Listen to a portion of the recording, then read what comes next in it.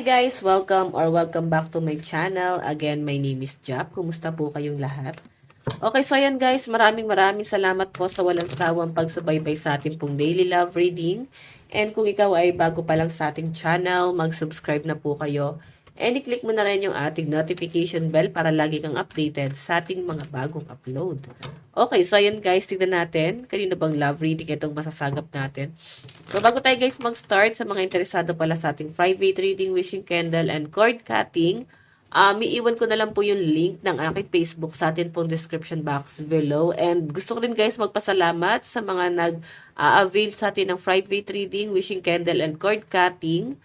Maraming salamat at sa mga nagdo-donate at sa mga nagbibigay ng tip. Grabe.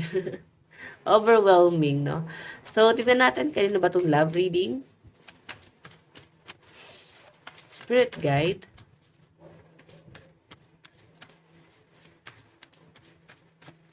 Okay. Meron tayong Queen of Cups. Parang nag-aantay ka. May nakikita ko guys, taimtim na nag-aantay, emotional. Wala naman ako nakitang galit, pero ang nararamdaman ko guys, pagmamahal. So, pwedeng mahal mo pa tong taong to, pero punong-puno ka na ng emosyon. Okay? Pwedeng nahihirapan ka, nasasaktan ka, sinaktan ka, pinahirapan ka. Ayan. And punong-puno ka ng emosyon dito sa taong to, guys. No? Pag sinabing punong-puno ng emosyon, since Queen of Cups yan, yung galit na nararamdaman mo siguro, or pwede yung galit na yun, guys, hindi na siya talaga totally galit na parang literal na galit ka sa kanya. Yung nararamdaman ko kasi, guys, pwedeng galit mo rin siguro sa sarili mo kasi sana hindi kayo humantong sa ganito. Parang ganun. Baka nabiblame mo yung sarili mo. Okay? So, sabi nila guys, pag may nafe-feel ka pa na galit, ibig sabihin, mahal mo pa yung taong yan. So, pag wala ka nang nafe-feel, ordinaryong tao na lang yan sa'yo. Okay? O, diba? May pag-aaway, may gulo, mukhang hindi kayo nagkakasundo. May nakikita ko guys, may na-realize, so ikaw siguro to, baka na-realize mo, pwedeng energy mo itong nasagap natin at hindi sa person mo. Siguro nakipag-away ka sa person mo or paulit-ulit na ganun. No? Paulit-ulit na parang makikipaghiwalay, magsasama, hahabulin, tapos maayos, paulit-ulit na cycle, guys. So, feeling ko, nanawa yung person. Queen of Cups, nakikita ko siguro medyo naging clingy ka, maka hindi ka naging aware, naging clingy ka sa person mo, nanghingi ka ng attention. At ito yung way mo na sabihin sa kanya na, hey, bigyan mo ako ng attention, bigyan mo naman ako ng time, mag-effort ka naman sa akin, no? Pwedeng ito yung way mo, no? Kasi ayaw mong sabihin sa kanya. Kaya sabi nga nila guys, mas okay talaga na open sa communication. Okay? So, kung ano naman guys, pwedeng hindi naman talaga kayo literal na nag-uusap. Kasi kung nag-uusap kayo, puro pa pagtatalo. Baka hindi ka sanay na ipaliwanag yung nararamdaman mo or yung person mo guys, hindi siya sanay na ipaliwanag yung nararamdaman niya. So, nagiging kaguluhan to. Pero, malinaw kasi guys na nasagap ko. Parang, nare-realize mo parang meron ka din pagkakamali dito sa kabilang banda, no? Okay?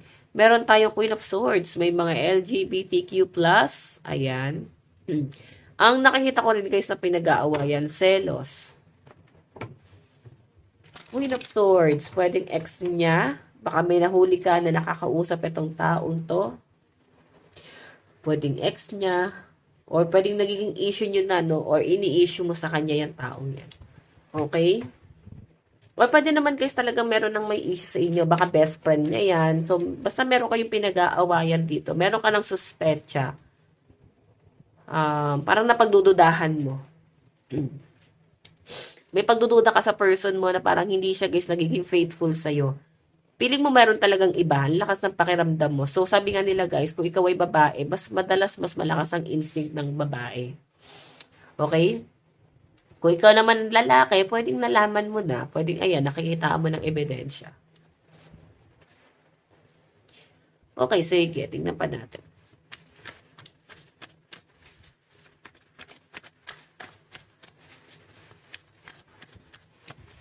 Okay. Oh. So, nakikita ko guys, ang kinaiinis mo dito sa person mo, ang kinaiinis mo sa kanya, pinaglalaban niya pa rin. Nararamdaman mo na parang pinipilit mo na lang yung sarili mo sa kanya. Nararamdaman mo na parang, ba't parang mas pinipili niya pa to, mas pinagtatanggol niya pa to, sa halip na dapat ikaw yung inaamo niya, sinusuyo niya yan. Barado kasi guys yung ilong ko, no? Nawala nga yung ubo ko. Ayan, may chika ko lang guys, no? Nawala yung ubo ko, pero medyo sinisipon ako, mararamdaman nyo guys, barado yung ilong ko, pero nakaraan grabe yung ubo ko, then nagpa albularyo ko, din ayun. Tuluyan nang nawala yung ubo ko, no? Kasi, nagpa-doktor pa rin naman ako guys, ayan, baka may magalit, no? Nagpa-doktor pa rin naman ako, nagpa-check up, ilang beses nagpa-second opinion, di ako gumagaling sa gamot, sa antibiotic, hindi talaga guys. Sabi ko, sige, last option. Ayan, nagpa-albularyo ko din, ayun. Doon pa ako gumaling guys, no? So, hindi ko naman guys nina-normalize yan, pero kayo, kung same kayo na situation ko, walang masama, no? Walang masama na itry nyo. Yan, hindi ko na itedetalye kung bakit ano't nangyari, bakit ganun yung nangyari. Okay. So, hayo na nga, balik tayo guys sa topic, no? Nasasaktan ka sa ginagawa ng person mo kasi parang pinagtatanggol niya pa to, mas kinakampihan niya pa to. O pwedeng meron talaga guys sumisira sa relasyon nyo. Literal, etong taong to sumisira sa relasyon nyo at parang mas paniniwalaan ng person mo tong taong to. Okay? Ayan no. So, wala siyang pakialam kung saan man humantong ang relasyon nyo basta ito'y paniniwalaan niya. Ayan. Tignan pa natin. Meron tayo, Queen of Pentacles. Ang dami nagiging issue kay person grabe. Pero nakikita ko guys, mas pinipili mong magpatawad, no? Siguro dati grabe yung galit mo sa kanya. Pero habang lumilipas yung panahon, parang di mo deserve magalit sa taon to. Yun yung nasasagap ko sa'yo. So, no, overcome mo na rin guys. Okay, tignan natin. Sa Sakura card.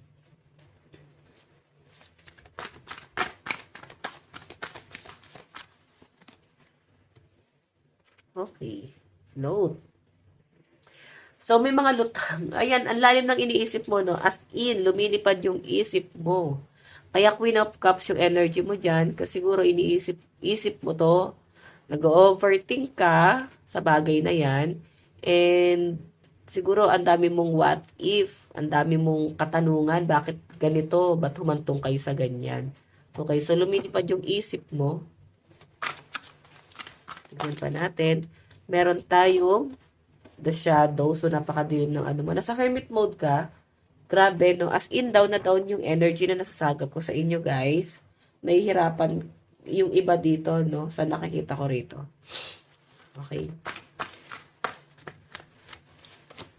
Meron tayong voice. Hindi mo maipaliwanag ng maayos sa kanya eh. Kasi siguro, every time na sasabihin mo sa kanya, galit siya agad. Ayan, no? Defensive yung person mo. Ayaw niya, guys, masyadong maging ano. Ayaw niya masyadong makipag-usap sa inyo, guys, no? Parang, nararamdaman mo may mga tinatago sa iyo or parang, bakit ganito siya kalupit sa inyo? Parang ganun. As in, ang lupit na tong taong to, guys, no? May mga martyr dito. Bakit pinipili niyo pa rin magstay? Okay, tingnan pa natin.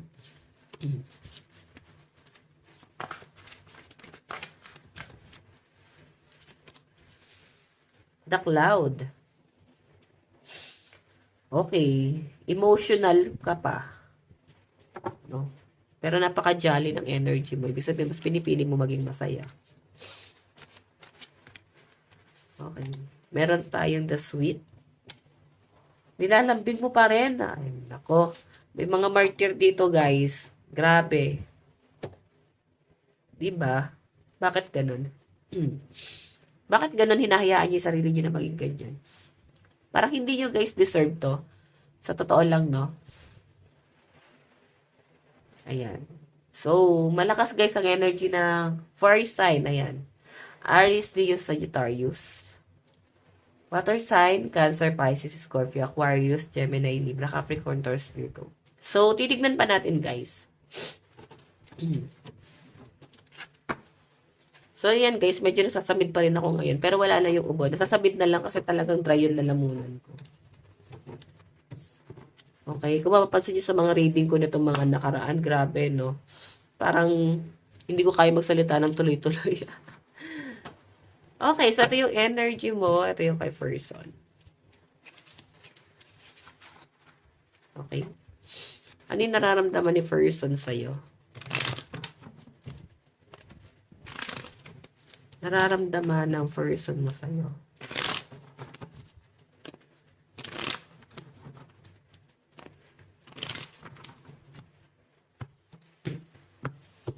Okay, nararamdaman ng person mo sa'yo.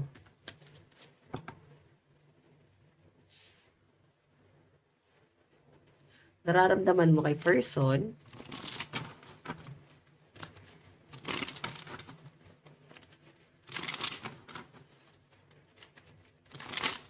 Okay.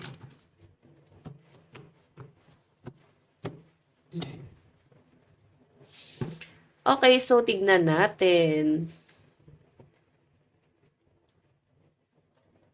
Nararamdaman mo, nararamdaman ni person sa'yo. Ay, nahirap pagsalita, may nakalagay sa ilong ko. Ito nga ang inhaler. Okay, tignan natin, nararamdaman sa'yo ni person. O, di ba, Three of Cups, grabe, no? Lantaran. May third party, napakalinaw, guys. So, siguro si person mo, masaya siya sa inyong dalawa. Masaya siya sa dalawang person niya, ikaw at sa isa. Hindi siya makapamili. So, siguro nag-e-enjoy pa rin. Nararamdaman mo parang isip bata pa tong taong to, guys. No? Hindi pa niya, guys, kayang magpakatino para sa inyo.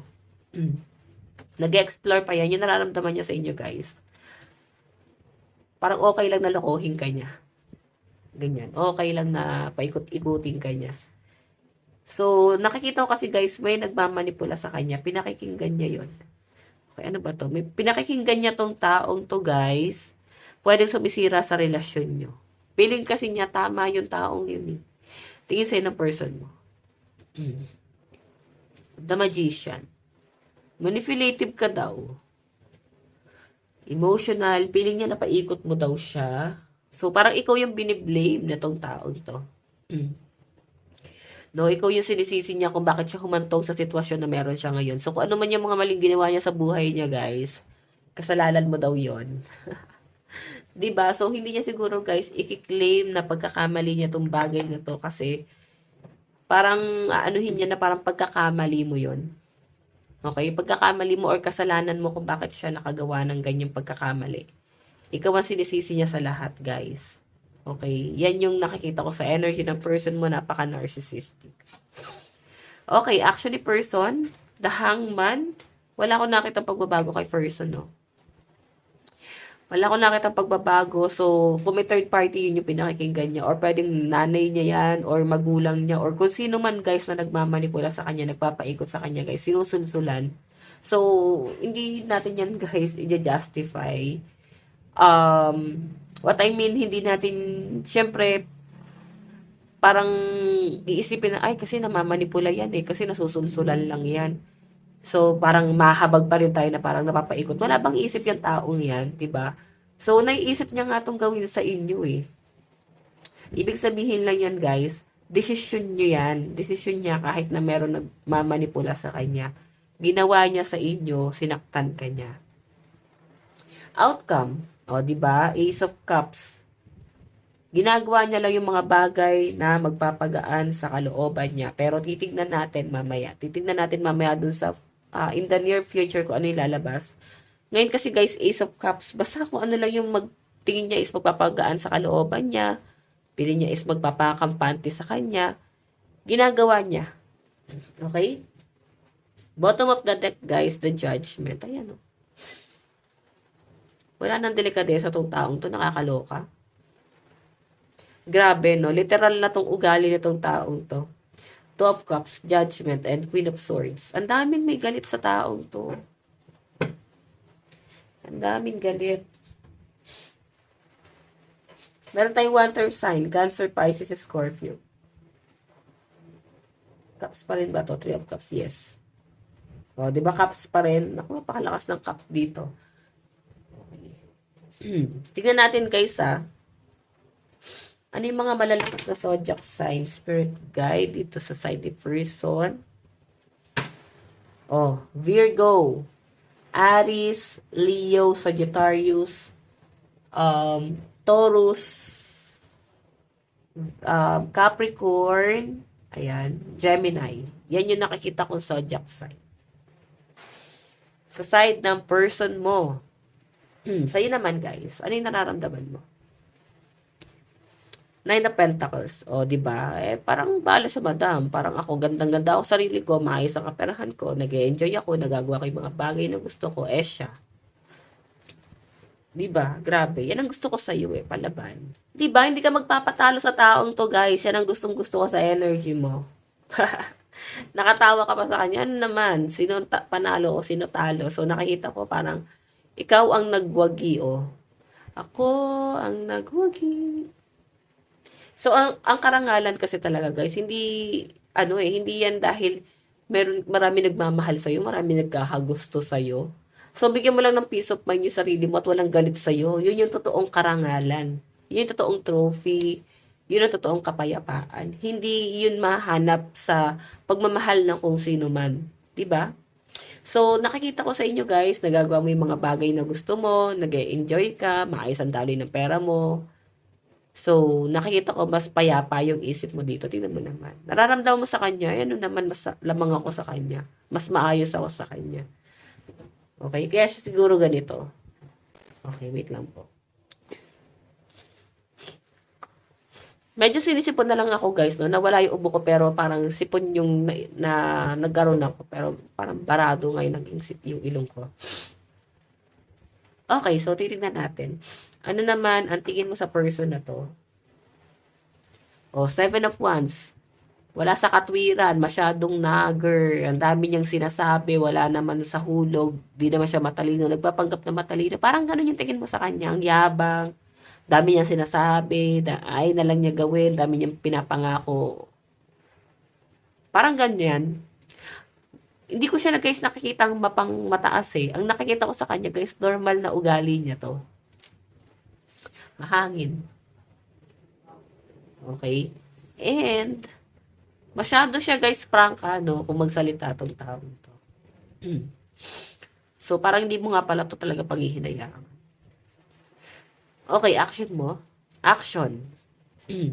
The shadow side. Ayaw mo nang balikan kung ano man yung naging sitwasyon yung dalawa. Kung ano man ang naging ugnayan yung dalawa guys. Sa nakikita ko dyan, ayaw mo na yung balikan. Kasi the shadow side ka na dito. Parang, oh my God, nagsisisi ka siguro na ba't naging karelasyon mo tong taong to?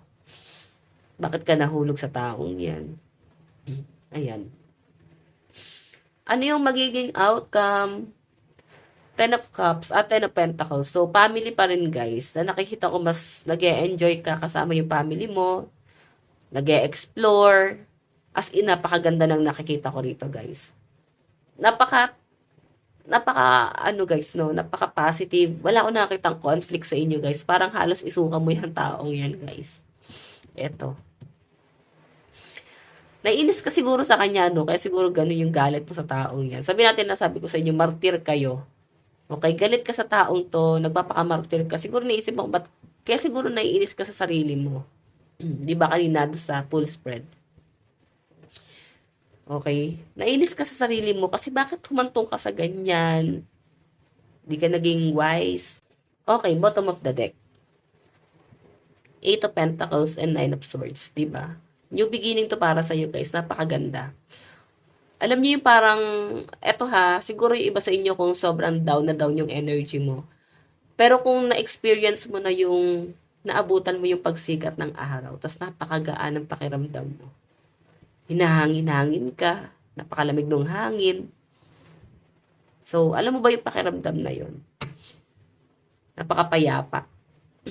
Ganun yung nakikita ko sa inyo. Eight of Pentacles, ayan no? Mas, wino-workout mo yung sarili mo ngayon, mas nag-e-enjoy ka sa kung anong meron ka ngayon, or i-enjoy mo pa yan, guys. So, Earth sign, Capricorn, Taurus, Virgo, sa side mo. Fire sign, Aries, Leo, Sag. Pero tignan pa natin. Okay, meron tayong Gemini, Aries, Cancer. Okay, ano ba to? Virgo, Leo, and Taurus. Aquarius, and Scorpio. Tignan pa natin.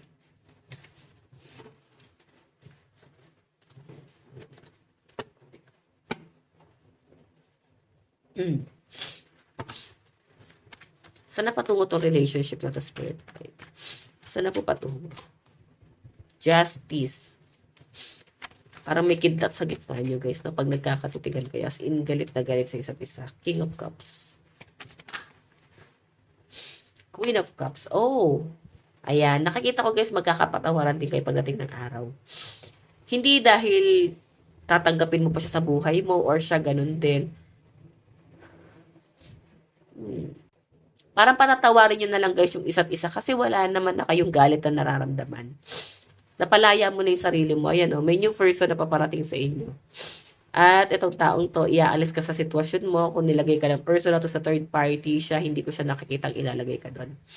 Okay?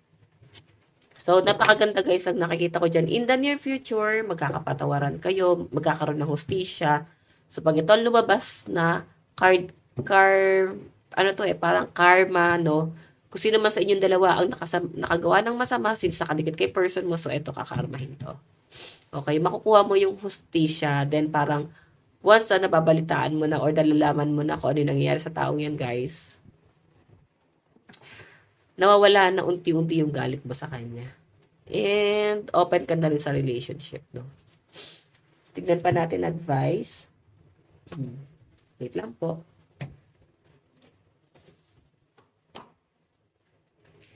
Okay. Love advice.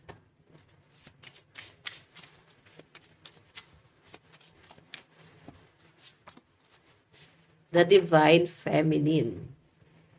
Di ba? So, pag yan ang lumabas, di mo kailangan ng masculine. Di mo kailangan si person. Kasi, ang lakas ng energy mo rito eh. So, parang, mas mas confident ka sa sarili mo na kaya mo. Kaya mo na mag-isa. Kaya mo na. Kumbaga, kaya mo na naharapin yung mga hindi magagandang dumating sa buhay mo noon. So, na-overcome mo na. Or ma-overcome mo na sa future. Makakahanap ka ng tamang tao na matured. Actually, ito guys, itong person na to, kaya siguro may kapatawaran na dito. Nababalitaan mo kayo na karma siya. So, siguro hingi rin siya ng tawad sa inyo pagdating ng araw. And, alam naman natin na ang cups is love. So, pwede bumalik sa'yo. Pero siguro mas pipiliin mo yung peace of mind mo. Okay? Dating. Di ba yan, no? Makikipag-date ka na. Open ka na sa bago. Okay? Kasi natatakot ka siguro na baka maulit na naman yung sitwasyon yung dalawa. Ayan. So, sabi nga nila, once a cheater is always a cheater. Hindi na yan magbabago. Okay? Ano yung mensahe sa'yo ng person mo ngayon? The timing just wasn't right for us. So, aminado rin siya guys, no? Na nung araw na nakilala ka niya is parang nag-explore pa siya nun. Hindi pa siya guys ready. Siguro ngayon, mas ngayon siya nagmamatured, mas ngayon siya guys nagiging handa, or mas kaya niyang panindigan na yung love life niya ngayon, hindi kagaya dati. Okay, kaya siguro guys, sasabi dito na parang hindi yun yung tamang panahon para sa inyo. Sometimes I stay awake thinking about you, inisip ka. You don't know how hard it was to let you go. So, nahirapan din pala, no? Siguro, na to na lang huli. Kasi dati, parang paulit-ulit na lang yung pananakit niya sa inyo, guys, eh. Okay, nito na lang siguro talaga, guys, huli. Na parang, na-realize niya na nahirapan siyang i-let go ka kasi mahal ka pa pala. Okay? Sige, bigyan kita ng advice. Conscious. Filtering. What are you consuming? Diba? Ano pang inaantay mo? Anong mapapala mo dyan sa taong yan? Kung nandyan ka ngayon sa sitwasyon na yan na nagpapakamartir ka, anong inaantay mo dyan sa taong yan, guys? Anong mapapala mo dyan? Anong sense? Sinasaktan mo lang yung sarili mo. Okay, so guys, ito lang po ang inyong reading. Lucky number 42 and 5. Ito lang po ang inyong daily love reading. Bukas po ulit. God bless and love you. Bye-bye.